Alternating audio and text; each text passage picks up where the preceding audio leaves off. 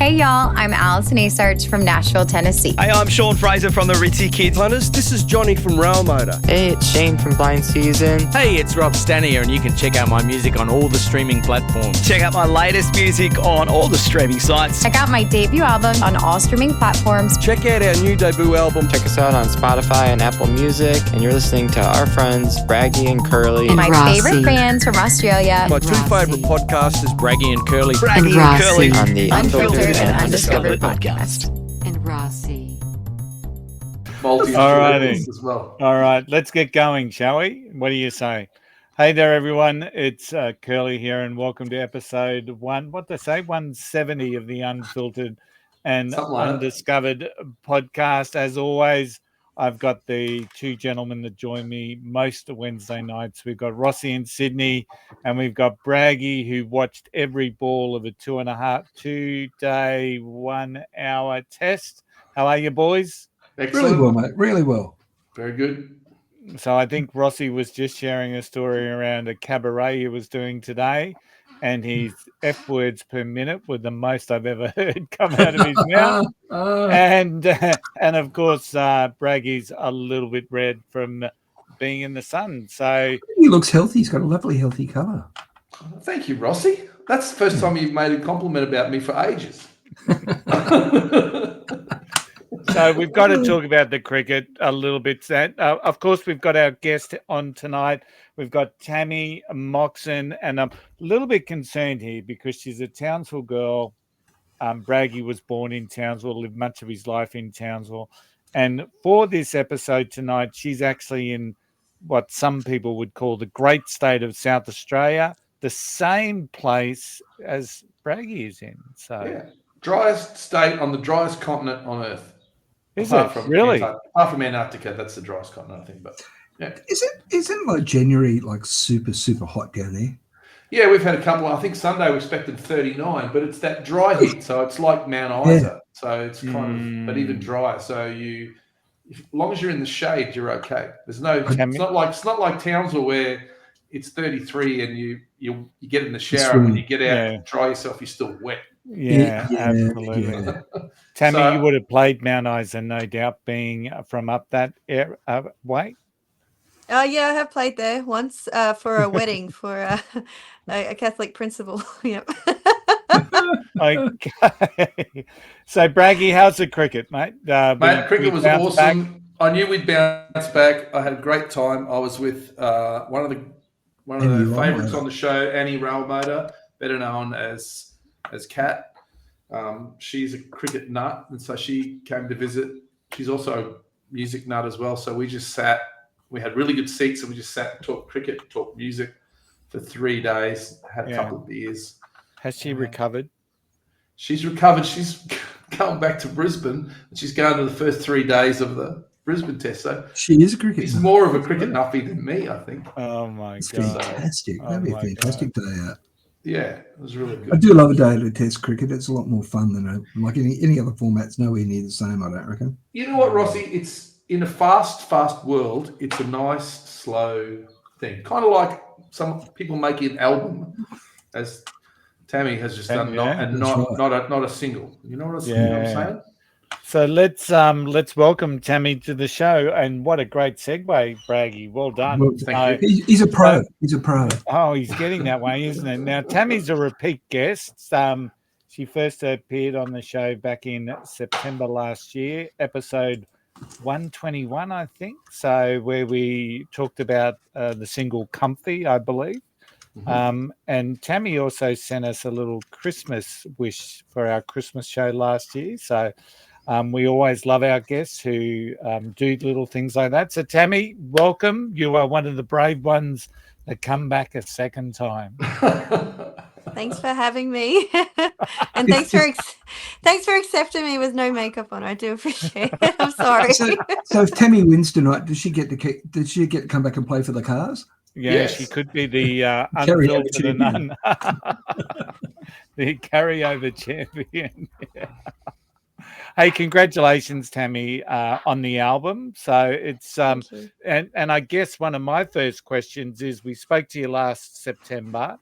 So what have you been doing in that time? And I guess that's hopefully it's an easy one to answer. September this year. Was it Last September year. this year? Last year. Okay. Oh yeah, Yeah. a bit. Yeah, I did Tamworth and I got to go to Gympie for the muster. I got to sing there, and there was Birdsville and William Creek Fly-In and a bunch of other things. But yeah, it's been good, and releasing songs, which is always handy when you're bringing out an album. It is. Yes. Tammy, I just want to talk about this album. I got a question. Okay. It seems this like since last we talked to you, we talked about Comfy, and I think there was another one we had on there as well. I can't remember, but it seems to be a very introspective album. You got songs on there like the one we're going to talk about tonight. What am I to do? Which you're looking inside yourself, but also on there is on the same album as Save Me. Like I know I'm not perfect, and you saved me from me. It's another introspective thing, hope, and probably even none the wiser. So, you've been in the business for a little while now. So what's your goal now, and why are these songs you're looking inside yourself to find something? I think especially the last album and this album, they were definitely therapy songs, especially Saved Me and Hope. They were just songs about I guess, talking about how I was feeling at the time and trying to make sense of it. And like Dolly Parton says, writing is the best therapy, and it really is. You just choose the ones that you like the best, and then you send them off as demos and hope the producer likes them. But yeah, I write a lot of songs. Well, I've written a lot of songs that have been introspective, like you say, just because it just keeps me sane. So how do you write your songs? Like, do you do them just do acoustic guitar and a phone in front of you, or? Well, What Am I to Do was written on a keyboard, but that was because I was 18 and I had a keyboard there ready. I was living with my parents at the time. Like I didn't really have a guitar there ready to go, but now it's guitar, yeah. And usually just the best way to write a song is to find the hook, the title, and then wrap the melody and the lyrics around that. That's the easiest way. What do you reckon 18-year-old Tammy will think about current day Tammy putting that song out? Oh, she'd be happy. She'll be like, there's different lyrics, but because I did rewrite the lyrics so they weren't specific, and the guy didn't know who it was about because it was right after my first breakup. But He'll know now. Well, I did actually tell him I did write a song about him, so I did admit to that when he messaged me on MySpace, not MySpace, but was it? What was the thing called? MSN. MSN chat. Yeah. Yeah, back in the day. Wow. So did you actually write the song and then just forget about it, and then coming around to the album you discovered the lyrics again? That sounds a fascinating story. Yeah, well, I've got books from I try and get them all in the same books. Like when I'm writing, I try not to scatter them, so then I can go back to them and I guess get inspiration if I'm ever stuck. And the album itself was written pretty much in that 3-month period during COVID lockdown, the initial period. And of course, I'm a full-time musician, singer, so my job was one of the first to go. Yeah. And first out, last back. Yeah, exactly. You don't realize how unessential you are until that happens. But anyway, so I was like, okay, I've got to be productive. I've got to write an album. So, I was always intending to write an album because I sent an email to Shane in February 2020. So, I wanted inspiration, and I went through my old books and I found this song from when I was 18, and I rewrote it and sent it to Shane, and he was happy with it, and he really went to town with the doo-woppiness of it and the Patsy Cliney sound of it. And because initially it was written as more of a carnival thing, like do do do do do, like it was it was more so just me taking the mickey out of how I was feeling at the time, because it was my first heartbreak. I was absolutely devo. It doesn't what a song though, like to write that like that, like it is. It's got a sense of whimsy. It's got a bit of fun, like now, but the it's palpable, the feeling. Yeah, like the lyric. It's like I think it's spectacular. I don't know about you guys, but I just loved it. I thought, it put a smile on my face, and I just love that traditional, the fiddle lining in, the traditional country performance. It's just spectacular, I reckon. Oh, thank you. That's very nice. I'm glad. I appreciate that. Definitely a bit Emmylou Harris, Rossy, maybe. Yeah. But I'm really a rock guy, and I just enjoyed it. I just loved it. I thought it was great. I really did. Oh, good.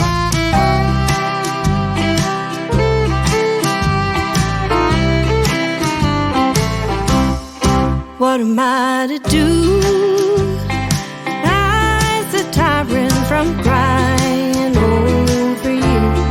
What am I to say? How am I to feel? What am I to do? What should I feel? Now this hot and cold recurring game you drag me through. Yeah, what am I to say? How am I to feel? What am I to do? See familiar stars from the same moment break of this heart. When repaired you shatter again, so I feel I'm never enough. How well should I feel? Oh, good. I'm glad. I had the album playing this afternoon, Tammy, and it's just one of those albums that can just play and you can be doing other things, and it's just sort of filling you and filling the void of it's just a great I really enjoyed the album, but it's just one that just fits in with I'd imagine just about every occasion. So very traditional and Patsy, would you say Patsy Cline, Braggy? I thought more Emmylou Harris, but I mean it's that style of country. Yeah, we get a lot of country more modern sounding than Patsy Cline, but it's still it's sonically modern. Yeah, the arrangement is a real has elements of trad country to mine, and I kind of really I found it was a really good spot to be in where it's at. I want to talk about, and we always talk about this, Rossy, but we only ever touch on it right towards the end of the interviews about the album versus putting single. So you said, Tammy, that you sent an email away. So you already had in your head, I'm going to make an album. I'm not just going to make a single and put it out. I want to know, when you listen to other people's music, how do you prefer to listen? Do you prefer to listen to an album? How do you do it? Well, it's a bit different now. Like, see, when I first sent out the email, this was pre-COVID, so it was a different culture then. We went through COVID, and now we've got a very heavy streaming culture with regards to listening to music. So because this was organized a long time ago, before it was actually released, and I kind of, because the wheels were in motion, I kind of just had to keep going with it. But I think today's I like albums because usually it's a collection, that albums are a collection of songs of where the person's at that time. Exactly. And they're writing it for the album usually. They're usually not careless about what songs are on there. They're trying to make it interesting. People usually make sure that it's a good collection of songs and it's intended to be heard as a group. I guess, if that makes sense. As a package with a thread. It's one big thing. You line up the order. You think about how this song segues into this song, and there's a process and there's a pattern. For all intents and purposes of me being an advocate of the single model, I was in the studio laying down the first 4 tracks for the band's next album. So, sometimes I get outvoted. I don't always win. But you know what? In future, I don't know if I'd bring out an album again. I think I would be doing what people are doing now and doing single by single. But I do like the albums just because I'm old school. Yeah, but I do worry that there's 12 songs or what have you, and you can't spend enough time getting in and marketing them in the modern era. You need to get the value out, because it's going to the studio is expensive. And to record and to record, get it produced, package, all that stuff, it's expensive. But to go and then throw 12 songs out and maybe 8 of them sort of don't make a splash, but 4 do and one's really big. It's like, oh, gee, like it's a lot of work to. Not all the songs why get the people love are you doing want. that. That's why people are bringing out single by single. Yeah, it's like from now on, I don't think I'll be bringing out an album for that reason, just because it is expensive, and it's just the culture's changed since 4 years ago. So, yeah, I do agree with what you're saying. But it could be Tammy. Well, you could release Tammy Moxon's greatest hits at the end. Or you drop, or you package up a bunch of singles and release them as like a CD or vinyl to take on the road to sell, right? Yeah, vinyl will probably sell better than CDs at the moment. CDs aren't going so well because they're not in cars anymore. Vinyl has outsold CDs since early 2000s. Oh, really? Yep. Wow. And for only those people who've never been exposed to it, the cassette renaissance is on it, and I can't believe it. Yeah, that's on too. Just shoot me. Stupid. I saw them on sale in JB Hi-Fi the other week, and I'm thinking, why would you go back to cassettes? They were, who remembers why? I was going to say, I was going to say that. Does it give you a pencil? Does it come with a pencil so you can? Because pencils are hard to find these days too. Who remembers it getting stuck in the tape deck in the car? Oh, heartbreaking. It could be heartbreaking. But yeah, but it is a great thing for all the reasons you say about releasing an album and having a series of songs that are together as a package that means something and have a thread through them. So how long so it's taken you 3 years or 4 years to get through this? Yeah, 4 years. So it was February 2020. I first sent the email to Shane asking him if he was willing to work with me again, because you never know. I might have been a nightmare. You never know. You just, do you want to? And he said yes. And then he said, just send me through the songs. And then about a month later, COVID hit, and then we had that 3 months off. So I had plenty of time to write. And then it was just trying to get the chance to, because Queensland had very strict rules, but to Queensland's credit, we were allowed to play in public. They just weren't allowed to dance. It felt a bit like Footloose.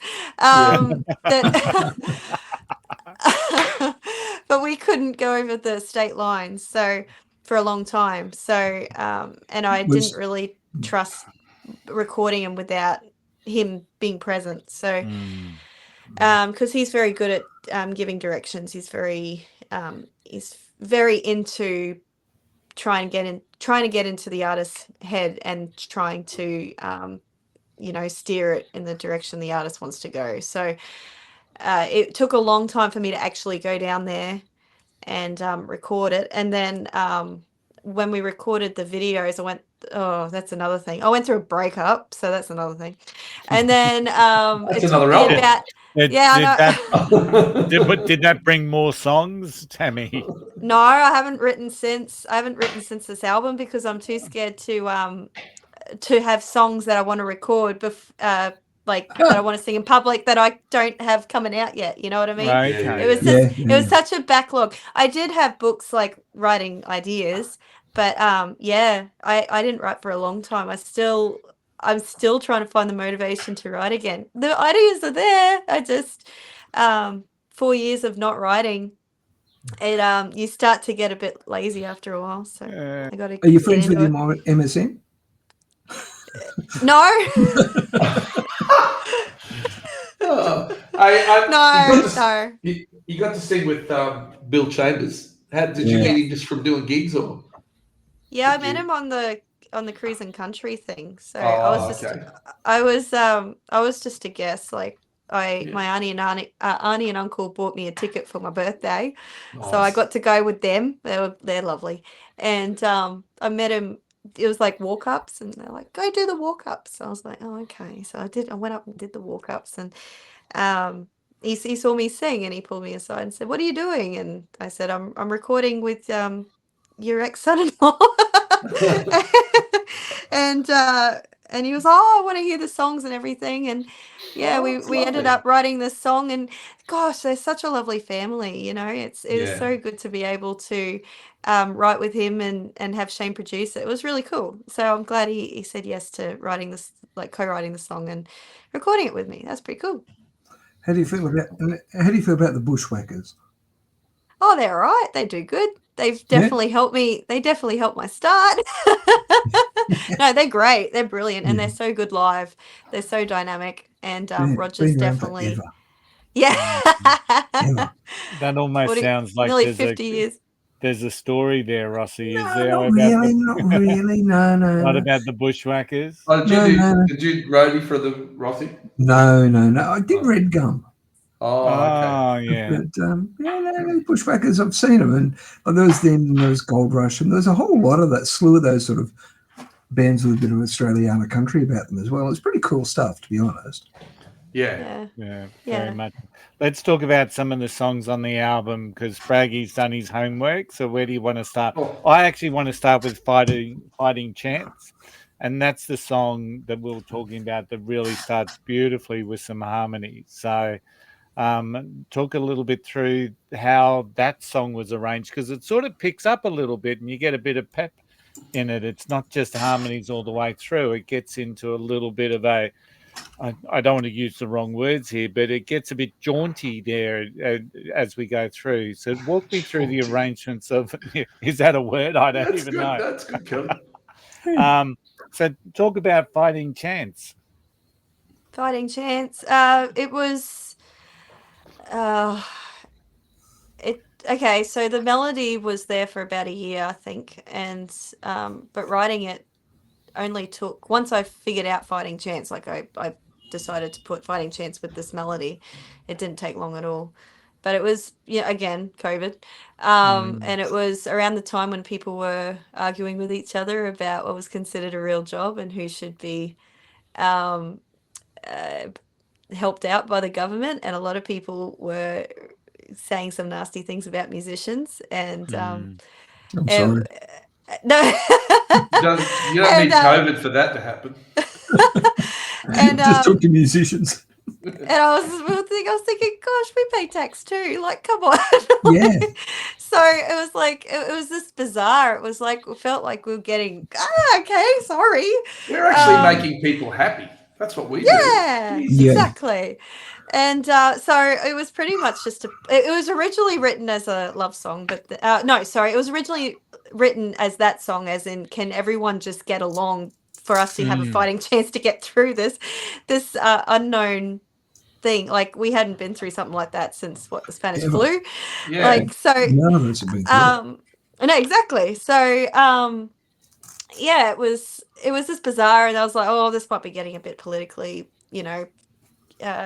too much, so I might just turn into a love song. So I did, but it was and also the melody was written, I'm not kidding, the melody was written on top of a barge. So I was doing sunset cruises, singing to people on top of a barge, between Townsville and Magnetic Island. So you know what I'm talking about. Yes, I do. Yep. And I was just doing that, and usually on the last trip back home, because the sun was down by then, no one would be on the top deck of the barge, so I would just play around on my guitar, and that's how that melody came about. So there you go. If we can brave this wave of heartbreak, step away from the same old dance, find the strength to talk this over, we'll have a fighting chance.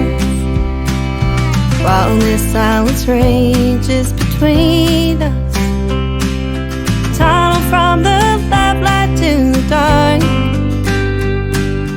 love that cannot bend and broken. Is this really worth us falling apart? We can brave this wave of heartbreak, step away from the same old dance, find the strength to talk this over, we'll have a fighting chance. And you had some success with that. So it hit peaked at #1 in the Australian country radio top 10. Yeah, So it well did, done. which was pretty cool. Yeah, it's nice. I think that was my first. It was my first #1. Yeah, so that was pretty cool. So all these are in your live set at the moment, Tammy, or which if so, which ones do you get the best reaction from? What Am I to Do seems to be getting the most response, like from radio stations. That seems to be charting the most at the moment. So, which surprises me because I thought this is probably the most country, apart from Barfly Blues, this is probably the most country song, traditional country song on the album. So that really surprised me because, you usually hear more songs like Comfy and Ready Now, like that contemporary sounding country on. Yeah, so that really surprised me. But because I'm on the back end of releasing singles, I was like, oh well, I can kind of release what I want now. You know what I mean? Like the album's out, so I can release what I want to radio and just see what happens. And that really, I don't know whether it's because it sounds a bit different. I don't know, but it's good. So talking about different styles, what other genres of music do you listen to? Because I see the American charts, and you got all these different guys coming in and bringing their own style of stuff. Post Malone, he comes from like a hip hop sort of background, and all these people in America seem to be bringing other genres into the country style. Do you listen to anything else, or you just listen to country? Is that your whole? What do you like? What's your guilty pleasure? It changes. It depends on my mood. So, like heavy metal, I've never really been able to handle. But the funny thing is, heavy metal people seem to be extremely chill. Well, they are. Maybe because we've had them on. But look, I love country. I love mainstream music. I love bluegrass. I love old country because that was what I was raised on. My dad was an older father. So I got a lot of Patsy Cline, a lot of Tammy Wynette. I think I was partly named after Tammy Wynette, on Dad's side anyway. And Johnny Cash, Mel Haggard was a big one in our family. Emmylou Harris was a big one. I get that comparison a lot. What's her name? Alison Krauss was probably the biggest influence on me growing up. Yeah. When I was 14, I got an album live in Kentucky, her and Union Station. It was on CD, and I played that until it started skipping, and I fell in love with her voice. I just loved the haunting sound of her voice. She's an incredible singer.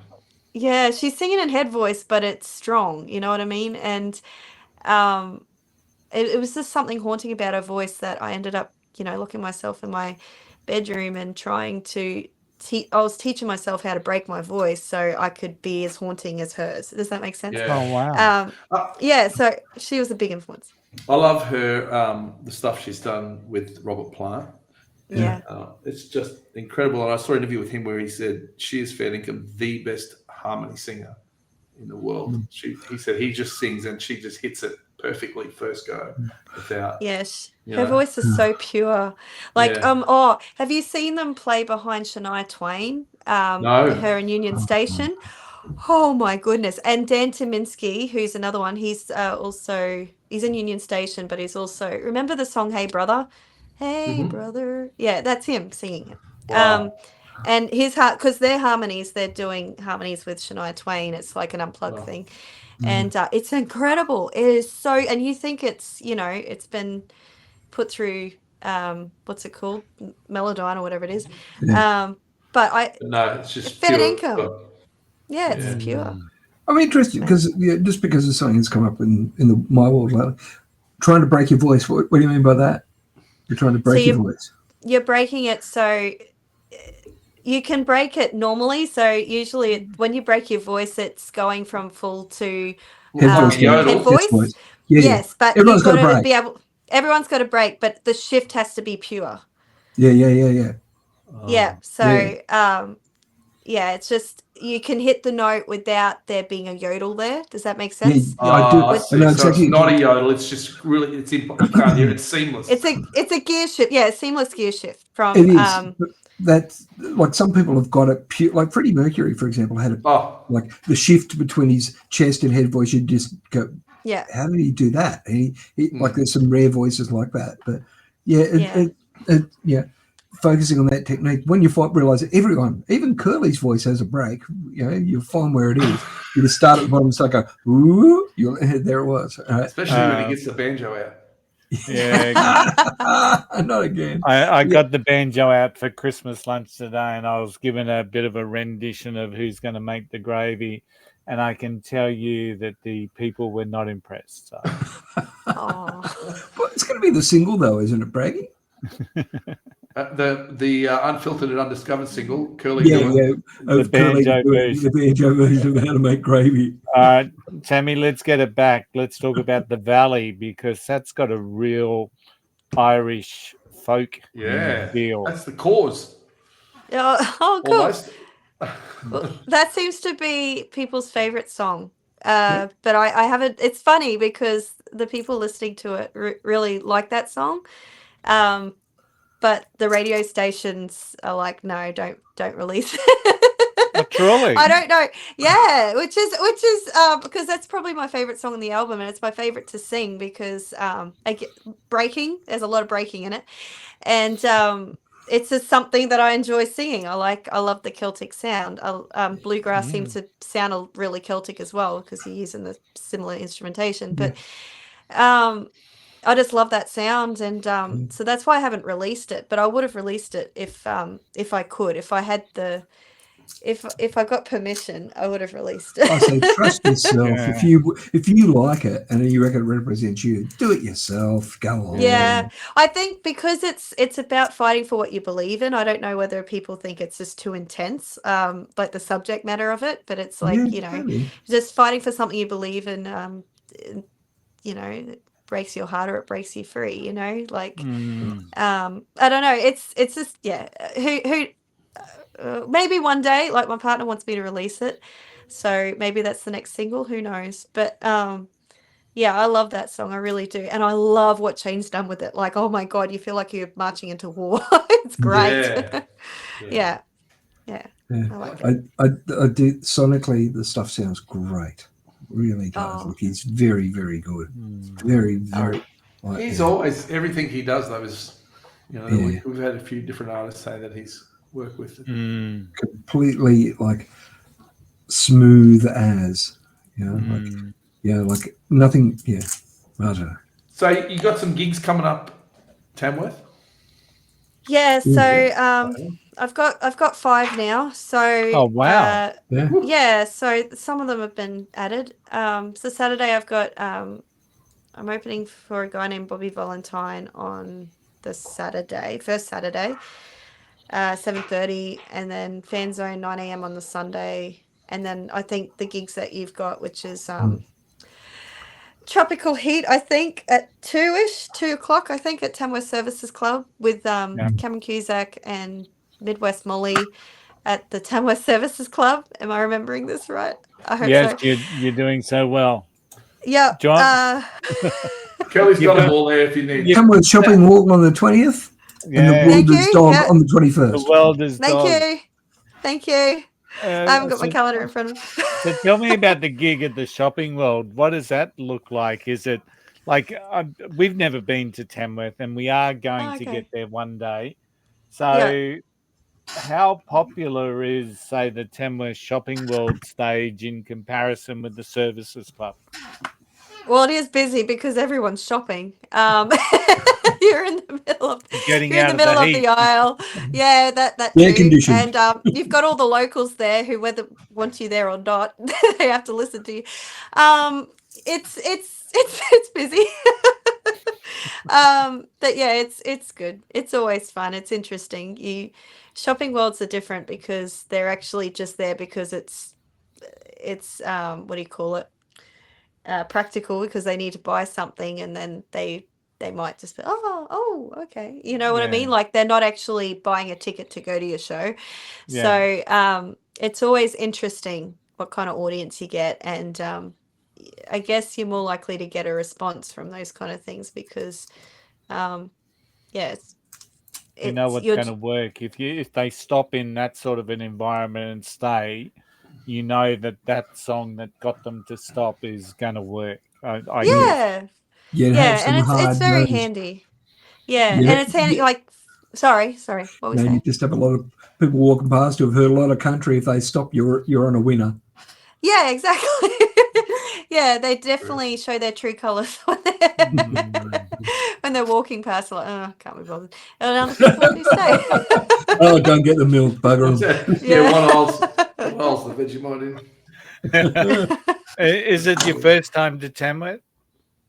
No. I'd say probably my 15th now. Wow. Yeah, I've been going since I was 7, I think. Yeah. Oh, not like that doesn't add up to my age because there's been holes in the time. But, You didn't go all COVID, for example. Yeah. Yeah, well, I did go to the April one after COVID. So, yeah, that's right. Yeah, there was a year off. But during high school, I didn't really sing much. So I did go when I was 14, I think. Okay. But yeah, I think I did 3 and then 7, 8, 9, 10, and then 14. And then I've done everyone since 2014. Wow. Will you get on the red carpet, Tammy?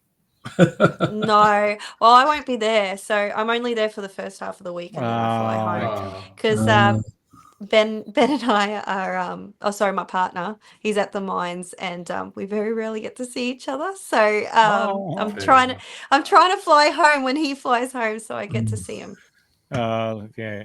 I think that's much more important, just quietly. So after Tamworth, what does 2025 look like for you?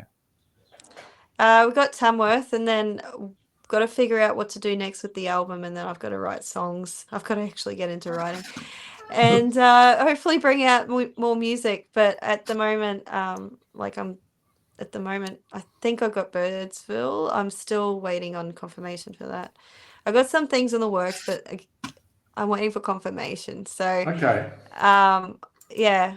Follow me on social media. I'll definitely tell once I know what's going on. I'll tell everybody. But yeah. But you got some goals. You got some goals for next year. Yeah. Yeah, I've got to write songs. But the thing is, at least I don't think I'll be writing for an album. So just the way the culture's going, it's I'll just be doing single by single, which I'll probably end up writing for an album anyway, but just that's what I'm. I mean, you put the singles out and the album comes, Yeah, yeah. Well, it's nice to have some physical copy for people to purchase. So yeah, and that's where the money is, the merch. Yeah, sell the vinyl as merch. I mean, that's heaps of people do that now. Yeah. Trucker hats are bigger at the moment. Yeah, they are. Yeah, I know some people. I know some people who print those. Yeah, they're pretty handy. They're pretty popular t-shirts. I bought a couple of CDs off recent gigs, and they're just really good coasters. So, shocker. No, but you know what I mean. You buy the CD because you're supporting the artist, and then you come home and you say, "Stream it." I don't really have a CD anymore. At least you don't feel guilty streaming it then. But yeah. I did buy a CD for $13 off Temu. You can just plug it into the laptop. Looks great. Yeah, truly. Yeah. I know when Katrina Burgoyne was here and I bought her CD, she said, "Tony, they make great coasters." So yeah. What do you think of the state of of Australian country music? Are we, I'm waiting for someone to make it over in I mean, we got Keith, but that's about it, isn't it? When's someone going to break it over there? Or is it just too hard? Or is it, Well, I don't know. There's a specific twang that Keith seems to nail that, like, you'd think he's American if you listen, Yes, I get that, yeah. Yeah, and you're lucky to hear that with Australian musicians. I know I don't have it. But there are plenty of Australian artists over there that are actually songwriting. Yes. And they're making a lot of money from it. Like they're doing pretty well.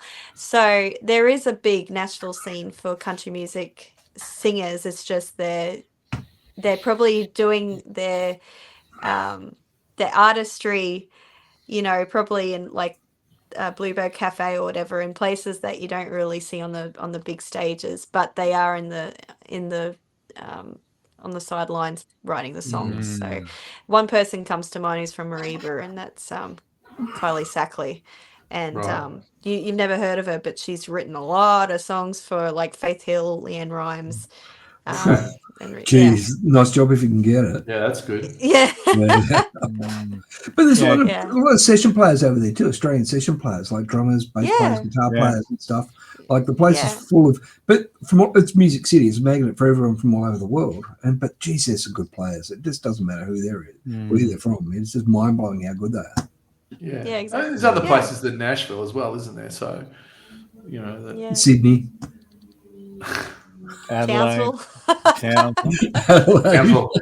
But what Nashville does do well is that whole collaboration space, and just about every artist that we've had on from Nashville, whether it's Katrina Burgoyne or whether it's Alison, Asarch, or Australians that have gone over, they talk about the songwriting collabs and the whole concept that I saw, the writers' rounds and things like that. We just don't have that collab culture where people just meet and write songs together or take an idea and make it better.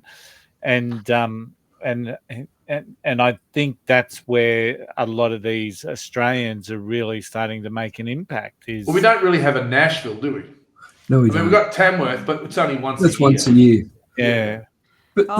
Probably the closest hub for country music is probably the Gosford area, Central Coast. So that seems to be where all the It's musicians. interesting. I've heard that before. There's an indie scene on the Central Coast as well.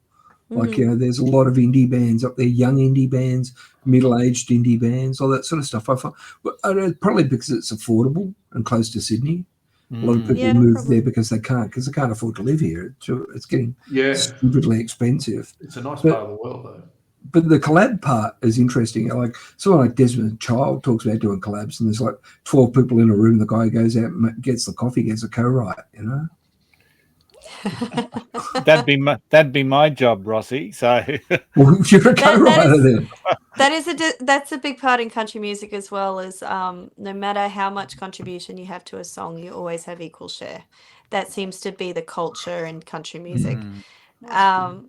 Yeah, so even if you just write one line, you still get an equal share. But you try, and for that reason, you try and get as much your ideas up.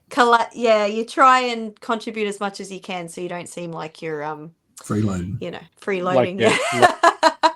But that's interesting you say that. That's a really cool culture to have. It is, yeah. I was going to say, that's great. Yeah. Like it's a big thing with my songwriting. So there's some songs that are actually co-written with Dad where he's only written one line.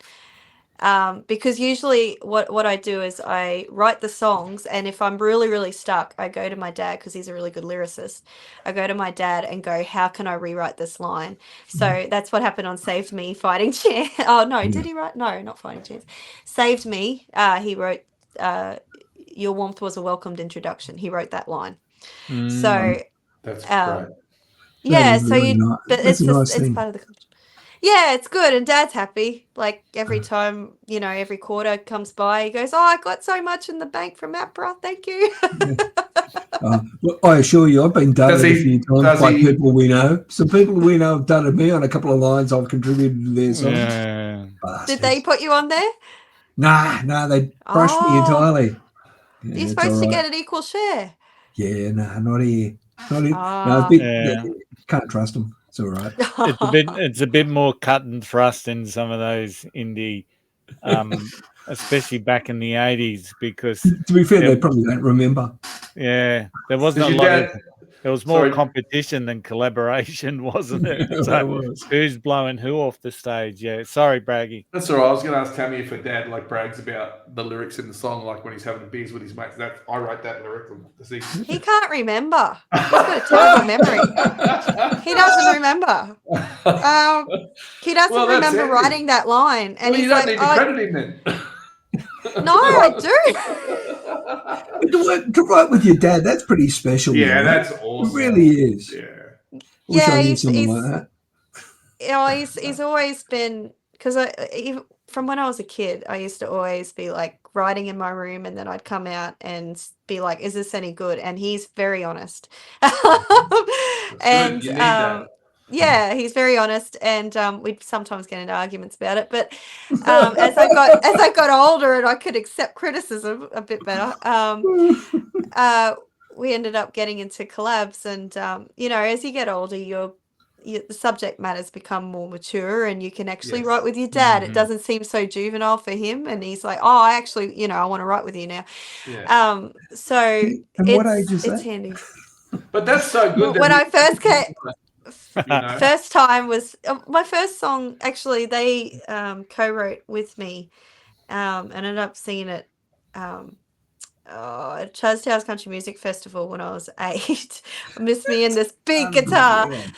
It was called Please Don't Cry for Me. It was about my Uncle Harry, because he just passed away. It was just, my song was very specific. It was like going through all the things that happened to his death. And my parents were like, well, let's just take the hook, Please Don't Cry for Me, and let's just write it in a more metaphorical sense.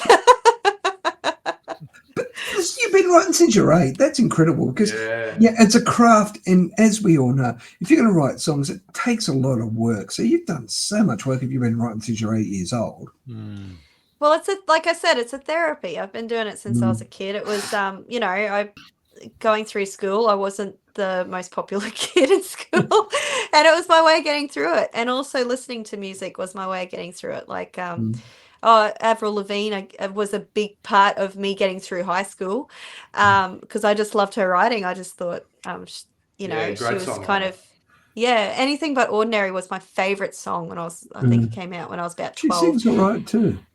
Yeah, she's very good, and she's actually from a country background, if you can believe it. And it's funny because Anything But Ordinary has a very country beat. So like I think it's number 8 on that Let Go album. So it's I don't know what the question was. Sorry, forgot. So many of those performers do have like so many people in America. Or she's Canadian though, isn't she? Yes. Yeah. So many people have that country influence because in North America it is pervasive. Like it's the big ticket, right? For so many people, like hip hop rock's okay, but country music just wipes all comers, doesn't it? Yeah, well, it's big in Canada as well. Like it's very big in Canada. They have their own awards that seem like you'd think it was is it the ACAs? American Country ACMAs, ACMAs, that's it. You'd think it was the ACMAs, like the production quality and everything. Like it seems to be big, and they're amazing. They're amazing singers. My God. Yeah, that's the thing. There's nowhere to hide when you're starting out in country music. It's just you and your guitar. There's not distortion on it, so you can't do that. I like that. Yeah. There's no. It's just you and you're singing with that guitar. So that's why so many country singers are great singers. Yeah. And the scene just goes from strength to strength. I mean, we're still seeing festivals cancelled in many genres, but country music festivals, they don't get cancelled. They just keep pumping through. So, and it seems to be a very supportive scene, and it's one that we certainly appreciate. It is kind of like heavy metal in that respect. That never goes away either. Well, you don't hear it on commercial radio, right? And so people who like it have to actively seek it out.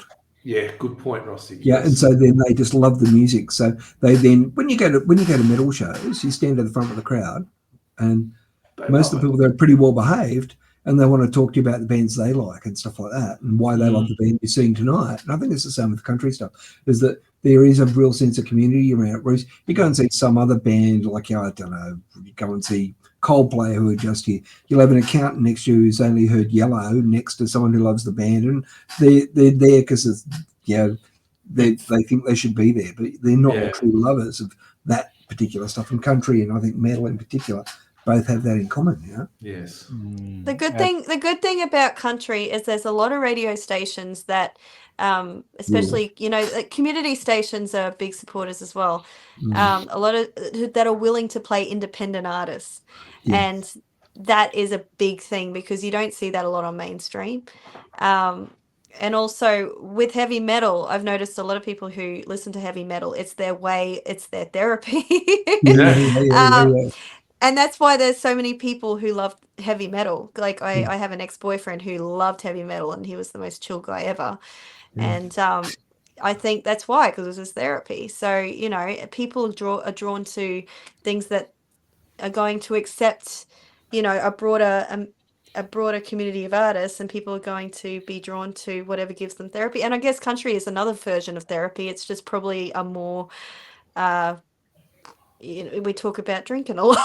Well, that's a form of therapy as well. That's something we don't talk about. Community radio is a strong supporter of a lot of independent genres right across the world. Like things like AMRAP, where you just go in and load your songs up and then they get distributed digitally. Whereas before they used to have a CD distribution service. You could pay like a small amount of money to cover postage and they would send it out to their mailing list. But now you load your songs onto their database and it gets syndicated.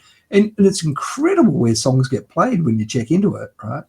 Like community radio in Australia, which is fully powered by volunteers, it's spectacular. Its reach is quite niche, but pretty broad, Yeah.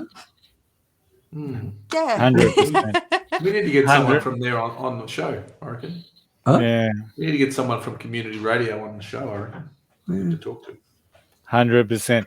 All right, Tammy, thank you so much for joining us. Repeat guest. You're always welcome, by the way. Always welcome. So as you start to meander through 2025 and start that writing process again to get the next lot of songs out, the single drops that you're going to focus on, make sure you just reach out and come on the show. We'd love to have you. So, thank you. Any further questions from you, Braggy or Rossy? No, I reckon Tammy should go out to the outback there where you are and start writing. And what are your social addresses? Oh, sorry, me. Tammy Moxon Music at Instagram and Facebook. On Instagram and Facebook. Tammy Moxon Music. Yep. Excellent. And we'll make sure all those links are in the show notes, Tammy. For everyone else, if you've enjoyed this episode, please like and subscribe. Tammy's music's been added to our Unfiltered, Undiscovered playlist on Spotify, and our special one for our fresh and fierce female country artists that we've had. She'll be added to both of those playlists, so please check them out. We will have our link pod site in the show notes where you can find out our links on YouTube, Facebook, and TikTok, and of course our website. As always, once again, thanks, boys, for joining me tonight. It's one of the highlights of my week, having a chat or listening to you guys chat, I think is what it's becoming more and more, having a bit of a laugh. And Tammy, once again, just thank you so much for coming on the show. We will see everyone else next week. It's our last show for the year, and we have got another country artist, Brittany. What's the last name? Braggy? Elise? No, Elise? Brittany Elise. Yeah. You know her, Tammy? No. Sorry. Okay. No. Okay. So she's joining us for our last show for 2024. So until then, we will see you all again next week. Bye for now. Bye. Her violence roars through the valley that can scare me, heard from a world away, haunting my full cries of the wounded, echo for a change, but I left to pay. Silence burns, but denial burns brighter, and a smoke screen hides what the mind can't see until the smoking gun is fuel for battle that can break your heart or it can break you free. Years roll on in the sky, scars from the valley still remain and can be seen from a world away. Haunting my full cries of the wound. It's a echo for a change, but I left to pay. Silence burns, but denial is not a healer. It's a smoke screen that hides what the mind can see. Again, a smoking gun. It's fuel in a battle that can break your heart or it can break you free. Wall of sound now roar through the valley. Their candles can be heard from a world away. It tends to my full cries of the wounded and no longer made, but echo loud for a change. Maybe no longer silence burns, no longer a smoke screen hides what the mind can see. The smoking gun is fuel in a battle that can break your heart or it can break you free.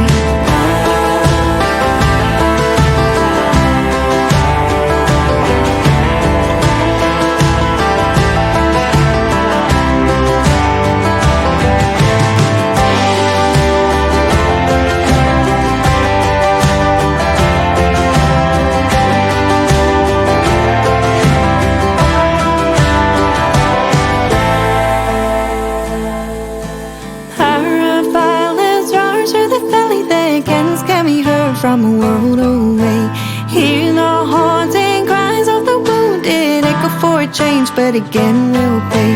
The silence burns, but denial is not a healer. It's a smoke screen that hides what the mind can't see. The smoking gun is fuel for a battle that can break your heart or it can break you free. Fire of violence roars through the valley. Years roll on and the scars from the valley. Wall of sound roll through the valley. Smoking gun fuels the battle that can break your heart or it can break you free.